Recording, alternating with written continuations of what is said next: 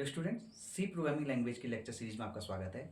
इस वीडियो में मैं कवर करूंगा कंडीशनल ऑपरेटर और स्पेशल ऑपरेटर, जिसमें कि हमारा साइज ऑफ और कॉमा ऑपरेटर आते हैं। अब सबसे पहले हम समझते हैं कंडीशनल ऑपरेटर को। तो कंडीशनल ऑपरेटर का सिंटैक्स समझना जरूरी है। कंडीशनल ऑपरेटर का सिंटैक्स होता है expression 1 question mark expression 2 colon expression 3।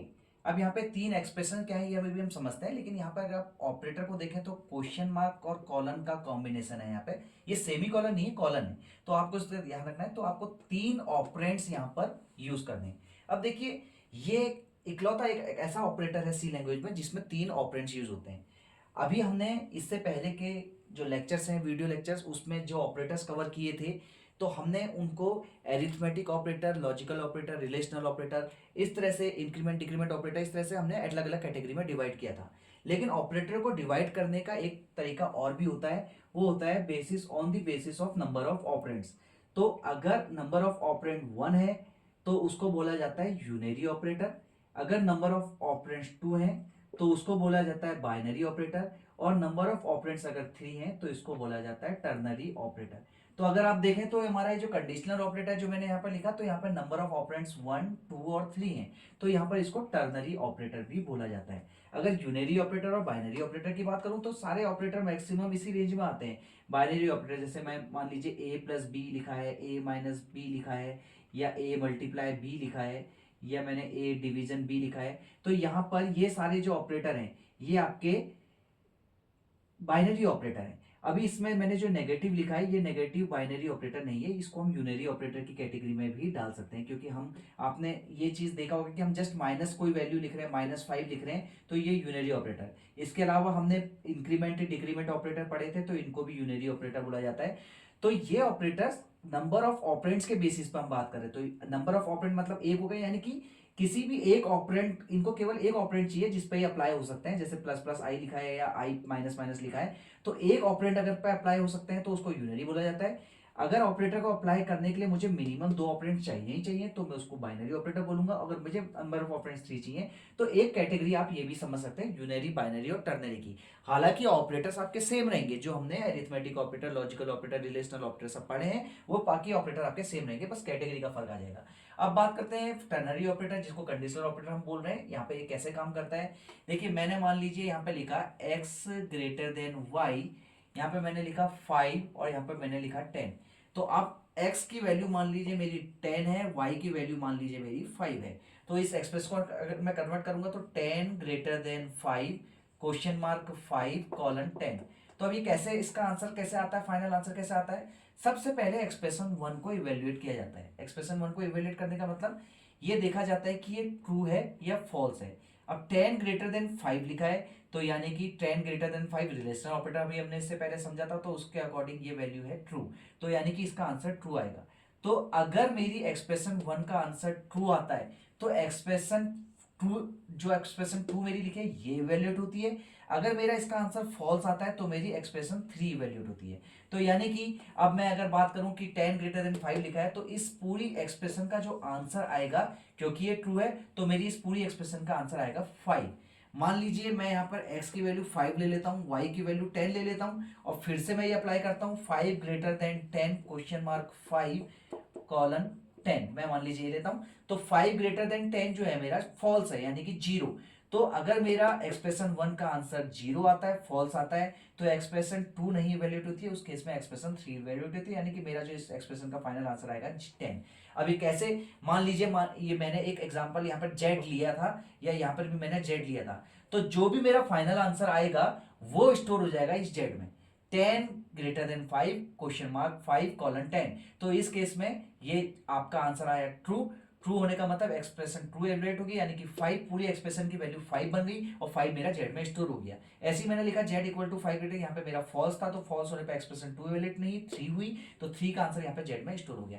तो ये मेरा कंडीशनल ऑपरेटर इस तरह से काम करता है। अब यहाँ पर 2 एग्जाम्पल मैंने लिखे हुए हैं तो कंडीशनल ऑपरेटर को और अच्छी तरह से समझने के लिए, जिसमें मैंने लिखा है print F percent D 5 greater than 7 को क्वेश्चन मार्क 1 कॉलन 0। यानी कि अगर 5 ग्रेटर देन 7, यानी कि अगर ये ट्रू होगा तो यहाँ पर मेरा 1 प्रिंट होगा, और अगर मैं यहाँ पर मेरी ये कंडीशन फॉल्स होगी तो मेरा 0 प्रिंट होगा। तो 5 ग्रेटर देन 7 क्योंकि इसका आंसर 0 है तो ये फॉल्स हुआ, तो फॉल्स के केस में एक्सप्रेशन 3 में जाता है। तो यहाँ पर एक एक्सप्रेशन, पूरी एक्सप्रेशन की वैल्यू 0 बन गई, तो स्क्रीन पर मेरा 0 प्रिंट होगा। तो मैं आपको बस ये बताना चाह रहा हूँ कि हम इस तरह से डायरेक्टली कहीं पर भी इसका जो आउटपुट जनरेट हो रहा है उस डायरेक्टली उस वैल्यू आउटपुट को यूज करते हैं। दूसरे एग्जांपल में मैंने x की वैल्यू को 10 लिया है, y की वैल्यू को 5 लिया है, और मैंने ये मैं ढूंढना था कि इन दोनों में से कौन सा ग्रेटर है, तो मैंने लिखा x greater than y if this is true, यानी कि अगर x ग्रेटर देन y ये अगर ट्रू होता है तो सीधे सी बात है ट्रू होने पर मेरा ये स्टेटमेंट प्रिंट हो जाएगा। तो अब आपको मैंने ये समझाया कि ऐसा नहीं कि केवल आपको नंबर ही लिखना है या कोई वैल्यू लिखनी है, आप इस एक्सप्रेशन के ट्रू होने पर कुछ टास्क परफॉर्म करना चाहते हैं, कोई प्रिंट स्टेटमेंट लिखना चाहते हैं, तो वो भी आप लिख सकते हैं। ये एग्जांपल के मैंने थ्रू इसको समझाने की कोशिश की है। तो अगर ये ट्रू होगा तो ये वाली एक्सप्रेशन, यानी कि ये आपकी एक्सप्रेशन 1 है, ये एक्सप्रेशन 2 है और ये एक्सप्रेशन 3 है। तो इसको दोबारा से समझना है कि एक्सप्रेशन 1 अगर ट्रू है तो एक्सप्रेशन 2 इवैल्यूएट होगी, एक्सप्रेशन 1 अगर फॉल्स होगी तो एक्सप्रेशन 3 इवैल्यूएट होगी।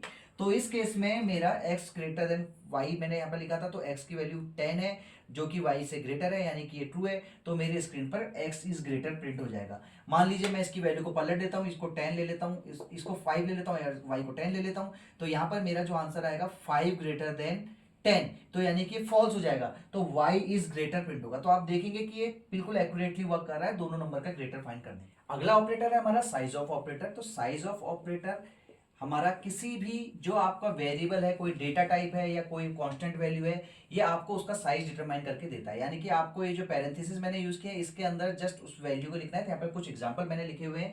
मैंने एक इंटीजर a वेरिएबल लिया है जिसकी वैल्यू मैंने 5 असाइन की है, एक फ्लोट वेरिएबल लिया है f जिसकी मैंने वैल्यू 3.2 असाइन की है, और एक कैर वेरिएबल लिया है c जिसमें मैंने कैरेक्टर a असाइन किया हुआ है। तो यहाँ पर साइज ऑफ ऑपरेटर मैंने तीन अलग अलग तरीके से, एक बार मैंने वेरिएबल लिखा है, एक बार मैंने डायरेक्ट कांस्टेंट वैल्यू लिखी है, एक बार मैंने डेटा टाइप लिखा है। तो इनका हम आउटपुट देखते हैं कि कैसे ये क्या क्या हमको क्या डिटरमाइन करके देगा। अभी हम ये एज्यूम करते हुए चल रहे हैं कि हम 32 बिट कंपाइलर में काम कर रहे हैं। तो सबसे पहले साइज ऑफ ए, क्योंकि ए एक वेरिएबल है जिसका डेटा टाइप इंटीजर है, तो यहाँ पर ये मुझे 4 रिटर्न करेगा। 4 रिटर्न नहीं करेगा, मतलब 4 आपको वैल्यू देगा ही। आप इस वैल्यू को किसी भी वेरिएबल में स्टोर करा के प्रिंट कर सकते हो। अब साइज ऑफ 5 की बात करें यहाँ पे, तो 5 जो है मेरा एक डायरेक्टली इंटीजर वैल्यू है, तो यहाँ पर भी ये मेरे को 4 देगा। और यहाँ पर साइज ऑफ मैंने जो इंट लिखा है, यहाँ पर मेरा इंटीजर का डेटा, इंटीजर का जो साइज होता है वो 4 होता है, तो तीनों केस में मुझे 4 देगा। ये मैं क्यों बता रहा हूँ, क्योंकि आपको आप सोचेंगे कि जब तीनों ही इंटीजर है तो तीनों आपके 4 देंगे, तो हम इसको क्यों डिस्कस कर रहे हैं, लेकिन यहाँ पर आप समझिए इस बात को। देखिए अब जब मैंने साइज ऑफ एफ लिखा तो एफ का डेटा टाइप मेरा फ्लोट है, तो इस केस में ये मुझे 4 आंसर देगा। लेकिन जब मैंने लिखा साइज ऑफ 3.2, तो यहां पर आपको लग रहा होगा कि 3.2 फ्लोट है तो ये इसका आंसर 4 देगा, नहीं, लेकिन ये इसका आंसर देगा 8, क्योंकि किसी भी रियल कांस्टेंट का, कांस्टेंट मतलब जैसे कि हमने 3.2 लिखा है, तो रियल कांस्टेंट मतलब जिसमें फ्रैक्शनल पार्ट होता है, तो 3.2 यहाँ पे फ्रैक्शनल पार्ट है। तो कोई भी जब मैं रियल वैल्यू लिखता हूं, ऐसा कांस्टेंट लिखता हूं जिसमें कोई फ्रैक्शनल पार्ट होता है, तो उसका डिफॉल्ट डेटा टाइप फ्लोट नहीं ट्रीट किया जाता है, उसका डिफॉल्ट डेटा टाइप जो होता है वो डबल माना जाता है सी लैंग्वेज में। उसके बाद जब मैंने साइज ऑफ फ्लोट लिखा तो सीधा यहाँ पर आपका आंसर 4 ही आएगा। तो इस बात का हमें ध्यान रखना है कि कभी भी आप कोई अगर रियल कांस्टेंट यूज कर रहे हो तो वो आपका डबल की तरह ट्रीट होता है, ना कि फ्लोट की तरह। अब आ जाता है यहाँ पर सबसे एक इंटरेस्टिंग चीज हमको जानने को मिलेगी अभी। देखिए कैरेक्टर सी मैंने इसमें ए असाइन किया हुआ है, तो जब मैंने साइज ऑफ सी लिखा, क्योंकि सी का डेटा टाइप मेरा कैर है, तो ये सीधा मुझे ए का 1 वैल्यू देगा। उसके बाद जब मैंने साइज ऑफ कैर लिखा तो कैर भी 1 बाइट लेता है, तो यहाँ पर मुझे 1 देगा। लेकिन जब आपने साइज ऑफ ए लिखा तो ए एक कैरेक्टर है, ए एक कैरेक्टर है, तो आपको लग रहा होगा कि ये 1 आंसर देगा, लेकिन नहीं, ये 1 आंसर नहीं देगा, ये आपको आंसर देगा 4। ऐसा क्यों हुआ? ऐसा हुआ एस्काई कोड की वजह से। यहां पर सी लैंग्वेज में कोई भी जो कैरेक्टर होता है वो उसके एस्काई कोड से जाना जाता है। तो हमारे पास जैसे इस कैरेक्टर ए होता है, स्मॉल ए होता है, तो अगर हम बात करें इनके एस्काई कोड की, तो हमारा कैपिटल ए इसका एस्काई कोड होता है 65, एक न्यूमेरिक कोड बोलते हैं एस्काई कोड को। आप इसको डिस्कस कर सकते हैं, इसको गूगल कर सकते हैं एस्काई कोड क्या होता है, तो वहां पर आपको अलग अलग सिंबल्स दिखाएगा कि कैसे कैसे हमारे पास हर कैरेक्टर के एक प्रीडिफाइंड पहले से न्यूमेरिक वैल्यू है, उसको एस्काई कोड बोला जाता है। तो यहाँ पर स्मॉल ए जो है हमारे पास 97 है, तो जब हमने यहाँ पर कैरेक्टर ए लिखा तो कंपाइलर ने इसको कैरेक्टर नहीं समझा, उसने उसको 65 समझा। अब 65 क्या है, एक इंटीजर वैल्यू है, तो इंटीजर वैल्यू जब हम साइज ऑफ इंटीजर करते हैं तो सीधा यहाँ पर आंसर हमारा 4 आता है, तो यहाँ पर आपका 4 आएगा। तो इस बात का आपको ध्यान देना है कि कहीं पर भी आप अगर सिंगल कोट्स में कैरेक्टर यूज कर रहे हो तो वो आपका अस्काई कोड को लेता है, तो अस्काई कोड आपके न्यूमेरिक कोड होते हैं। तो ये हमारा साइज ऑफ ऑपरेटर होता है। अब नेक्स्ट आता है हमारा कॉमा ऑपरेटर। तो कॉमा हमने जो सेपरेटर की तरह पे यूज किया है कॉमा ऑपरेटर। तो यहाँ पर हम समझते हैं, जैसे सपोज करिए मेरा वेरिएबल सी है और मैंने इसमें लिखा है 1,2,3। तो कॉमा ऑपरेटर कैसे काम करता है, ये सबसे पहले 1 को इवेल्युएट करेगा लेकिन इसको इग्नोर कर देगा, फिर ये 2 को इवेल्युएट करेगा, इसको इग्नोर कर देगा, और फाइनली ये 3 को इवेल्युएट करके सी में आपका 3 प्रिंट कर देगा। अगर मैं सी इक्वल टू इस तरह से पैरेंथेसिस में बन करके 1 2 3 लिखूंगा तो सी में फाइनली जो मेरा वैल्यू स्टोर होगी वो 3 स्टोर होगी। इस बात का ध्यान रखेंगे, मैंने पैरेंथेसिस यूज किए हैं। अगर मैं यहाँ पे c इक्वल टू 1,2,3 लिखता हूँ तो ये दोनों एक्सप्रेशन अभी डिफरेंट है।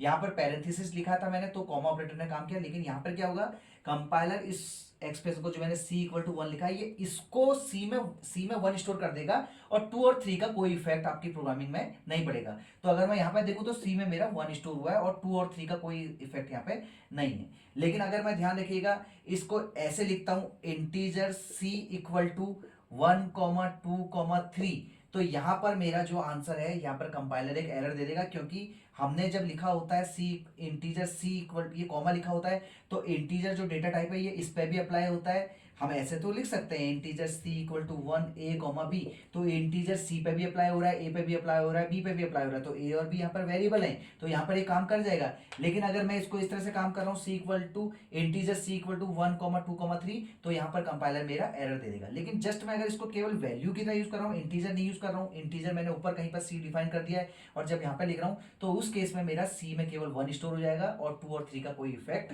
नहीं रहेगा। तो कॉमा इस तरह से हम यूज करते हैं। कॉमा का यूज आपने और जगह पे भी आप देखेंगे, कहीं भी हम फंक्शन कॉल वगैरह करेंगे तो हम वहां पर, जैसे आपने पावर फंक्शन हमने पढ़ा था तो उसमें 2,3 मैंने लिखा है, तो यहाँ पर भी मैं कॉमा यूज कर रहा हूँ। इसके अलावा सेपरेटर की तरह हम कॉमा को बहुत जगह पर यूज करते हैं। एक एग्जांपल से हम कॉमा ऑपरेटर को और समझते हैं। मैंने यहाँ पर इंटीजर x और y दो वेरिएबल लिए हैं। अब मैंने लिखा है y इक्वल टू, पैरेंथेसिस के अंदर मैंने लिखा है x इक्वल टू 10 कॉमा x equal to x plus 20।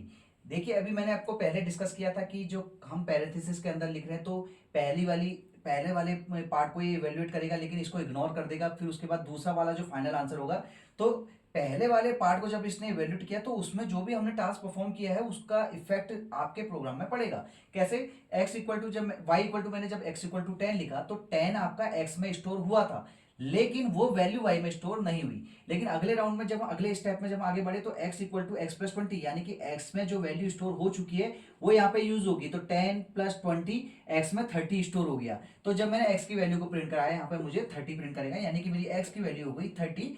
और यहाँ पे y की वैल्यू की अगर मैं बात करूं तो जो मेरा आंसर इवेल्युएट हुआ था x इक्वल टू 10 प्लस 20, जो 30 मेरा आंसर हुआ था वो साथ के साथ इस y में भी स्टोर होगा, तो y की वैल्यू भी यहाँ पे 30 हो जाएगी। तो हमारे कंडीशनल ऑपरेटर, स्पेशल ऑपरेटर जिसमें कि हमने साइज ऑफ और कॉमा ऑपरेटर समझा, वो यहाँ पे कंप्लीट होते हैं। Thank you.